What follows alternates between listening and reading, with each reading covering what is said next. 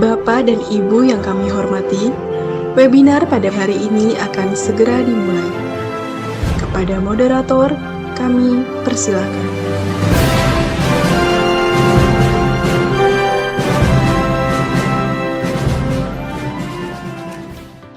Oke, halo, selamat pagi teman-teman semuanya. Gimana nih teman-teman kabarnya? Semoga semuanya teman-teman dalam keadaan baik dan sehat ya, dan sudah siap untuk mengikuti webinar pada hari ini. Sebelumnya, Assalamualaikum warahmatullahi wabarakatuh. Yang kami hormati, Profesor Dr. Muhammad Ainin, MPD, selaku Ketua 1 Pengurus Pusat Ikatan Alumni Universitas Negeri Malang. Yang kami hormati Ibu Dr. Anda Fatmawati selaku Sekjen Pengurus Pusat Ikatan Alumni Universitas Negeri Malang. Yang kami hormati juga teman-teman mentor pada webinar dan mock-up LPDP interview pada hari ini, dan juga yang kami hormati teman-teman komunitas partner dari Komunitas Pejuang Beasiswa LPDP dan juga Kawaroh Institute. Dan tak lupa yang sangat kami banggakan sekali teman-teman yang hari ini sudah hadir menjadi partisipan dalam webinar mock-up LPDP interview. Nah, sebelumnya teman-teman, aku mau mengucapkan nih terima kasih untuk teman-teman semuanya yang mungkin di hari Minggu ini yang harusnya mungkin bisa bersantai-santai lah ya teman-teman, bisa mungkin rebahan, apalagi ini long weekend, tapi teman-teman memilih untuk mengikuti sesi webinar hari ini. Semoga nanti apa yang didapatkan dari webinar hari ini, apa yang disampaikan oleh narasumber bisa bermanfaat untuk teman-teman semuanya ya, kayak gitu.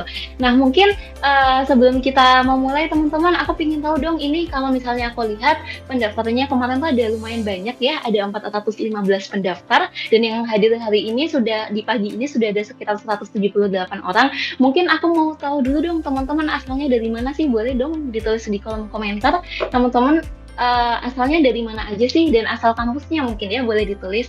Oke, ada yang dari Medan, Kak Haris Rinaldi, ada yang dari Sulawesi Selatan, Makassar, Semarang, dari Universitas Udayana Bali, ada yang dari Balikpapan.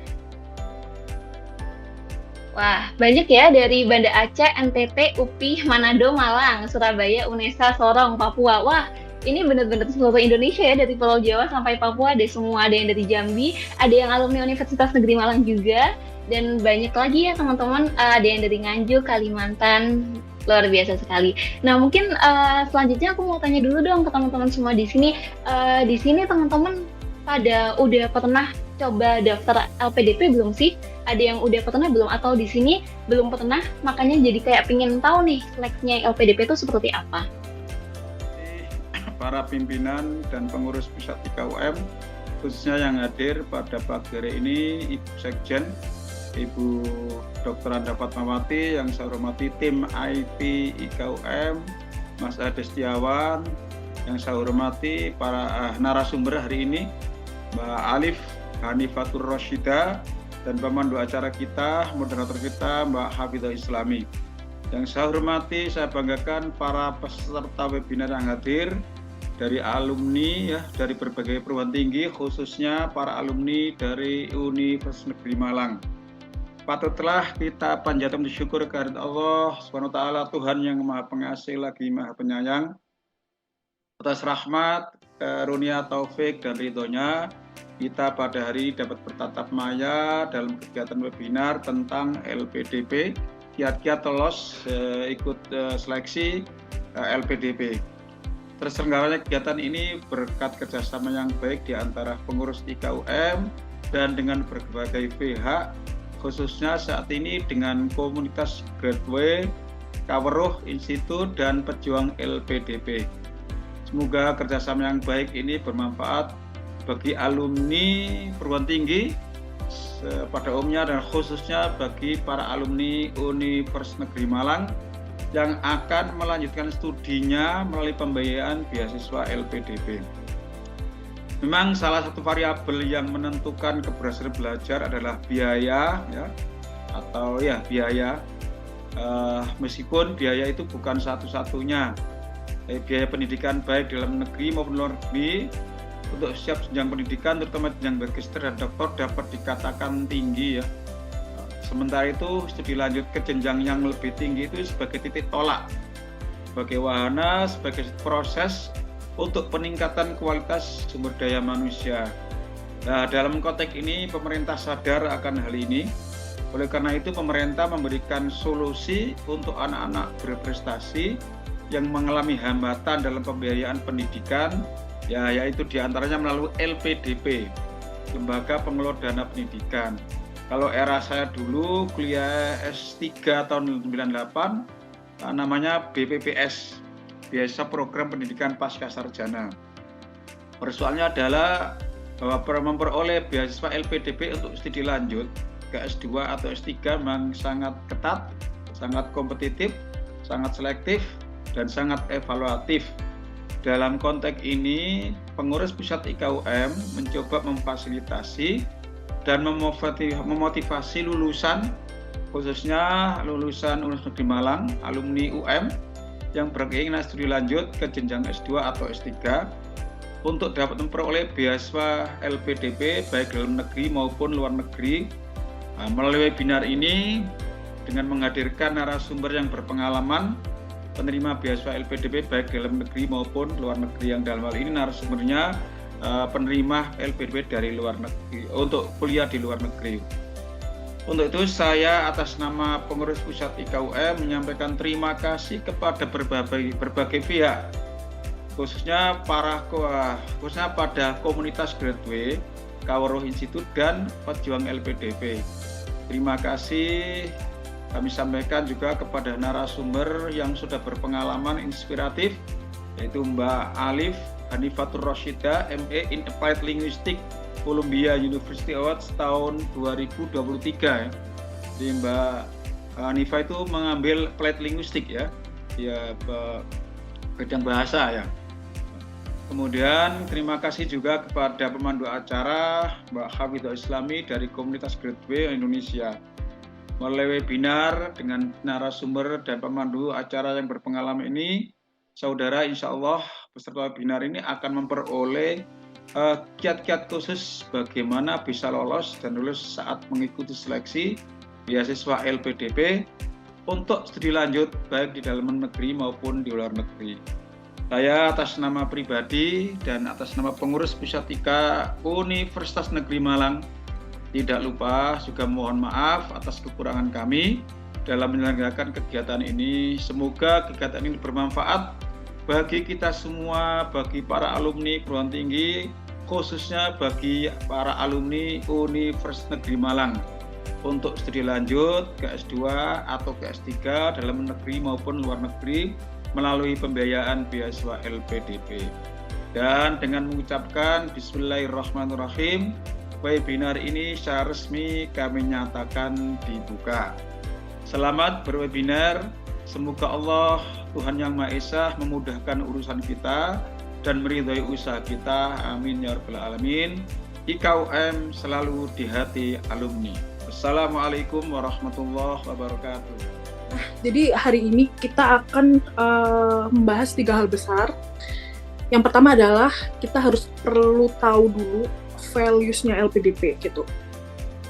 Jadi kita akan cek bersama-sama apakah value kita, apakah visi misi kita itu sejalan sama visi misinya LPDP.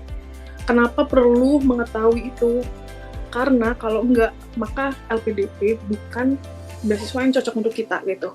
Nah, kalau memang awalnya memang belum sejalan, maka mari kita selaraskan gitu ya, supaya nanti nggak akan ada bentrok pas wawancara gitu. Nah, itu yang pertama. Yang kedua, kita akan membahas tentang interview preparations gitu. Jadi kira-kira apa aja sih yang perlu dipersiapkan sebelum hari H gitu. Nah, ternyata persiapan sebelum hari H itu juga sangat penting gitu, karena bisa mempengaruhi sukses enggaknya hari H wawancara. Yang ketiga, do's and don'ts during interview. Jadi apa aja sih tips, trik gitu, hal-hal yang harus dilakukan pas interview dan hal-hal yang tidak boleh dilakukan saat interview. Dan lagi-lagi do's and don'ts ini adalah hasil dari diskusi saya dan teman-teman URD yang lain gitu. Sering kayak diskusi dan mengevaluasi teman-teman yang nggak lolos atau teman-teman yang lolos, sehingga terbentuklah sebuah pattern gitu, yang mana bisa kita share ke teman-teman semua gitu. Oke, jadi mari kita bahas ketiga hal ini. Kita mulai dulu dari knowing LPDP's values gitu. Nah, jadi ada 1, 2, 3, 4, 5. Ada 5 value LPDP yang dipegang kuat gitu oleh LPDP. Ini jadi kayak matrix gitu, matrix atau framework dari LPDP itu sendiri gitu. Dan kita juga perlu mempunyai kelima sifat ini. Nah, hal ini itu bisa dicek di websitenya LPDP. Nah, ini saya screenshot aja gitu dari websitenya. Nah, sekarang kita bahas ya dari yang pertama, yaitu integritas. Jadi integritas itu apa sih? Nah, integritas itu berdasarkan deskripsi LPDP ya, yaitu adalah bagaimana kita berpikir, berbicara, bertingkah laku, itu secara baik dan sesuai moral seperti itu, dan juga saling bersinambungan. Jadi jangan sampai apa yang kita ucapkan itu nggak sesuai sama apa yang kita pikirkan misalnya, atau tidak sesuai dengan apa yang kita lakukan kayak gitu. Jadi harus sejalan dan sesuai dengan moral. Moral itu bagaimana? Moral itu memang kadang agak subjektif ya, cuman karena LPDP itu milik pemerintah Indonesia, maka tentu saja moral yang kita pegang itu adalah moral yang sesuai dengan standar Indonesia ya, gitu. Misalnya kesopanan, menghormati orang yang lebih tua, gitu, bersikap jujur dan sebagainya. Nah, itu integritas. Nah, apakah kita sudah punya integritas? Nah, itu perlu kita cek masing-masing ke diri sendiri gitu. Oke. Itu yang pertama. Yang kedua, service. Jadi service ini adalah pelayanan ya, gitu. Jadi LPDP itu punya visi mereka memberikan pelayanan kepada masyarakat, gitu. Dan pelayanannya itu berbentuknya seperti apa? Pelayanan yang tulus, yang transparan, cepat dan akurat gitu, berdasarkan framework mereka gitu.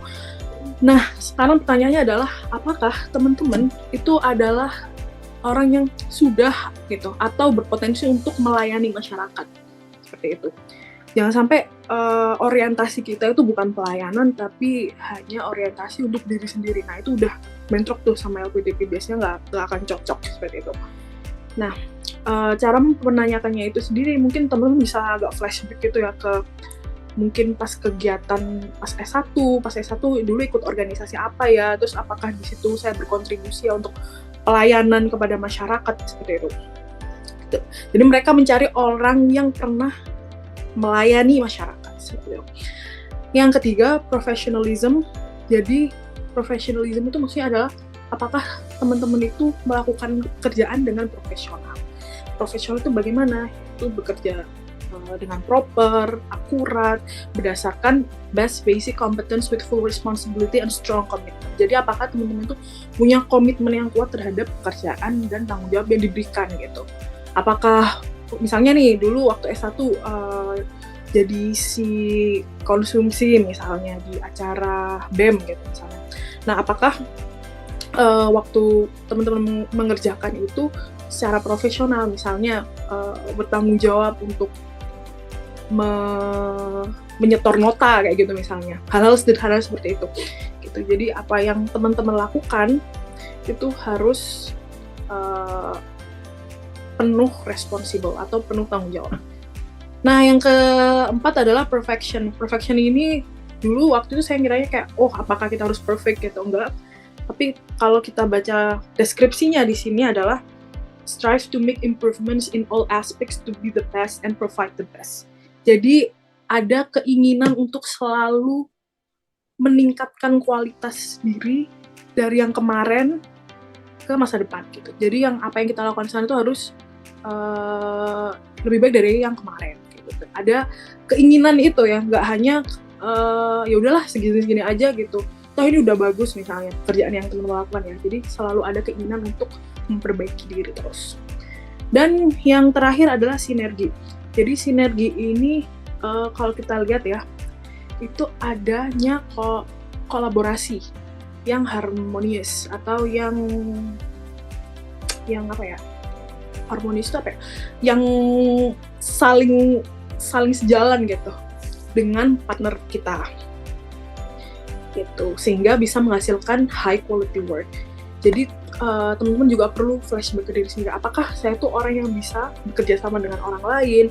Apakah selama ini pekerjaan yang saya lakukan itu meskipun dalam kelompok itu tetap melibatkan semua pihak gitu? Dan apakah kerjasama yang saya lakukan itu bisa menghasilkan hasil yang optimal seperti itu? Nah, jadi kelima hal ini itu perlu teman-teman refleksikan ke diri sendiri, teman-teman tanyakan ke diri sendiri, apakah sudah punya hal ini. Kalau misalnya belum, mungkin bisa merenung gitu ya, merenung dan mencari-cari kira-kira aku tuh pernah nggak ya melakukan perfection gitu misalnya. Nah, contohnya tuh nggak perlu hal yang besar-besar, bisa hal kecil, misalnya sesimpel, waktu dulu S1 pernah ikut mata kuliah, kemudian mata kuliah itu ada tugas mingguan gitu ya, tugas mingguannya ternyata dapat nilai yang kurang memuaskan.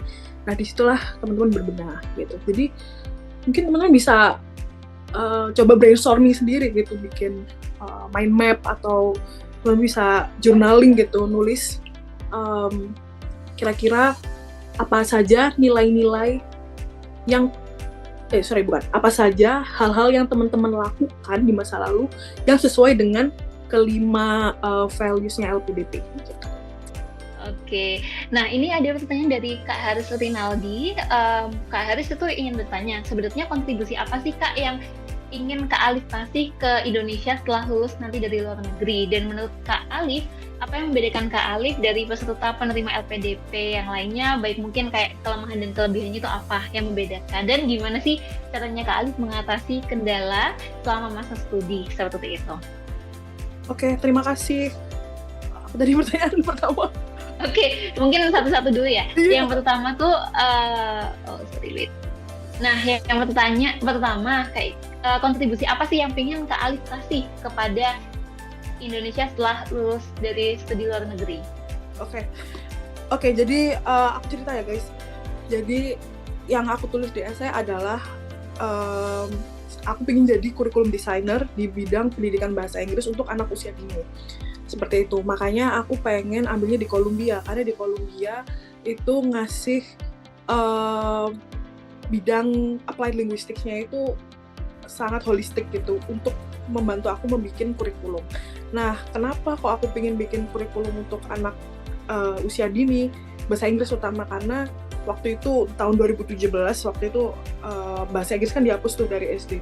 Nah, makanya supaya tidak ada miskonsepsi dari penghapusan itu, aku ingin kayak membawa ilmu yang aku bawa di sini untuk ke Indonesia, untuk bilang bahwa sebenarnya nggak masalah kok ngajarin bahasa Inggris ke anak-anak gitu, tapi kalau misalnya pengajarannya dikemas dengan benar dan baik, maka akan bisa mengoptimalkan kemampuan bahasa Inggris anak-anak Indonesia seperti itu. Itu kontribusinya.